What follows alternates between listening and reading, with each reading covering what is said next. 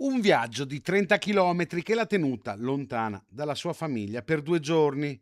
Questa la storia di Angelina, una gattina bianca, nera e rossa che da Monselice, dove vive con il suo proprietario, il consigliere comunale Francesco Miazzi, è arrivata in provincia di Venezia.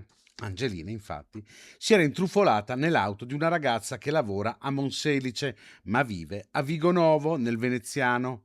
La proprietaria dell'auto, tornando a casa, ha sentito dei rumori strani provenire dal vano motore. Arrivata a Vigonovo, la sorpresa: sotto il cofano ha trovato la gattina. Da qui l'idea di fotografarla e lanciare l'appello sui social, partendo proprio dalle pagine dedicate alla città della Rocca. Nel frattempo, a Monselice la famiglia Miazzi non si dava pace, ben conoscendo l'esuberanza della gattina. Quando hanno visto il post, non potevano credere ai loro occhi. La loro micia era ad oltre 30 chilometri da casa. Ora la gatta Angelina è tornata nella speranza che non voglia più avere avventure simili.